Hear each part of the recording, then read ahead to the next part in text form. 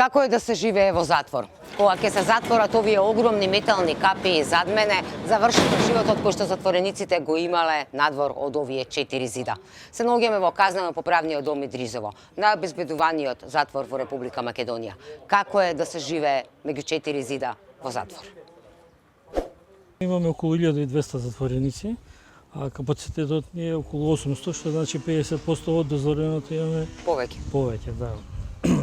Според бројката и капацитетот може да заклучиме, да констатираме какви се и условите за сместување и условите за живење. Значи нема доволно место?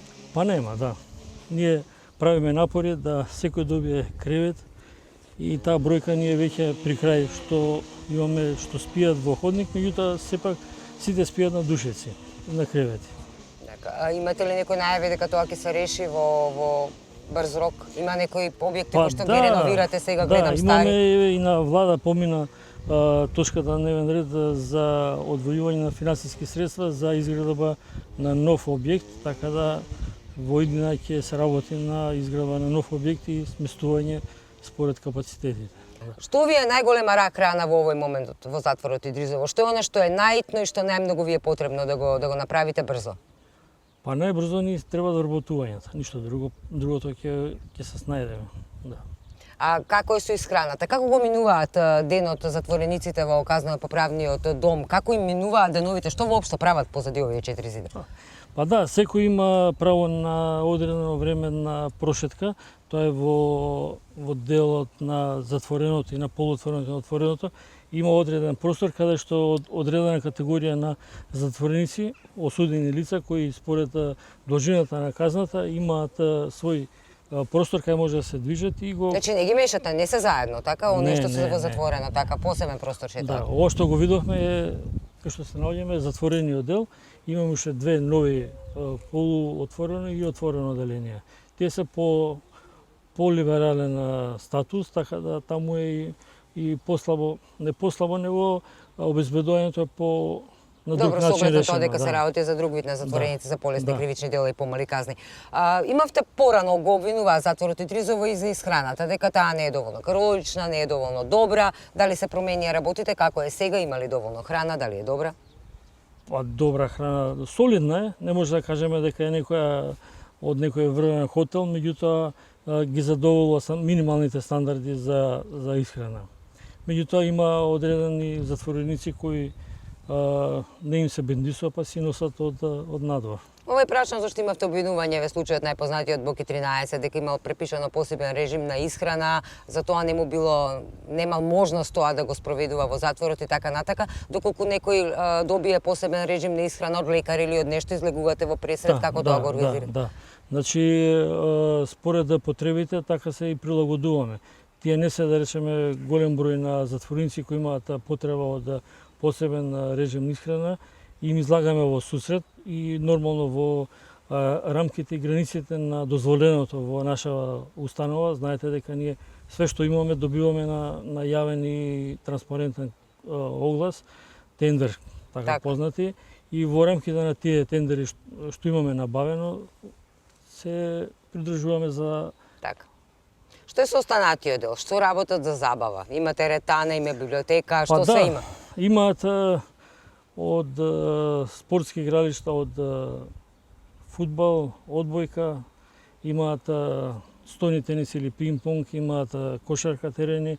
Сега сме во преговор со дирекцијата за спорт и млади да не посетат следнава недела и да донесат некои од реквизитите и топки за играње, така да имаат малку повеќе за да се... Инаку сум поканет на турнир за пинг-понг, па ќе видиме, ќе учествуваме. Да учествуваат затворениците на турнир на пинг-понг, интересна идеја.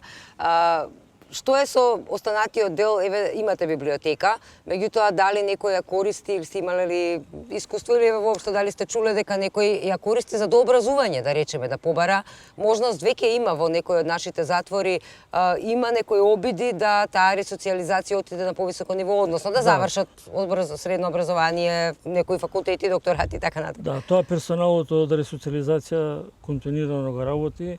Секој осудено лице кое ќе произнесе желба за одредена литература се спроведува и се доставува.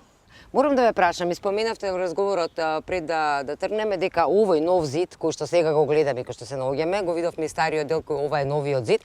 Ми рековте дека повеќето работи затворениците сами ги градат и ги прават. Да, ама зидов не. Зидот не е добро, нормално. Меѓутоа, значи вклучени се во реновирање на Идризово. Видовте дека ја коса тревата, собират ѓубре и така. Ангажирани се. Да. Едно време постоеше Една голема фамилија. Така, едно време постоја и некои работи кои што КП Идризово ги изработуваше, односно има дрводелска, резбарска работилница, пекара, било сега. Нема ништо од тоа. Не постои повеќе. Да. Имате некои идеи тоа да заживее, сепак Па тоа е една имаме, видна ресоциализација. Имаме, меѓутоа многу тешко оди.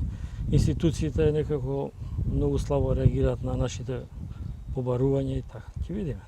Колку сте задоволни од тоа затворениците како се однесуваат? Вие доаѓате во време директор кога имате, можам слободно да кажам, немој да ми се налутите, многу славни по наводници затвореници. Сепак тоа ве прави и тапети за новинарите, нели, кои што ги следат овие затвореници, што се случува со нив. Колку се задоволни, еве нема јас да прашам поединечно, генерално третманот од тие славни затвореници, дали ги почитуваат правилата? Да, до сега не сум слушнал дека некој од тие ги прекршува правилата. Значи се излажуваат казната како што е, Да, како што е ред. Што вие еве ќе кажете е направено досега? Кои се успесите на затворот Идризово, да се пофалите во една минута да речем? Колку имате реновирано, колку проценти е завршено, колку останува да се заврши? Па има изработено два објекта, едниот е за отвореното деление, едниот е полуотвореното. Меѓутоа не сум задоволен од изведбата како е направено, затоа што и во тек е, како да кажеме, Ревизија на тоа што е не направено? само ревизија, него и санација на тоа веќе што е направено. На новото санација? Да, на новото. Значи изградено лошо? Да. А барем ли е по стандарди? Да не имаме дупки и тунели? Па ако е по стандарди, не би требало да доаѓа до санација. Така, така. А има на повидок решение? Па, како што кажав, новата зграда што ќе се направи, ови веќе се направени, ќе ги санираме и тоа. Колку може да се санира, така. Да. Ви благодарам многу за И на одвоеното вас време. благодарам.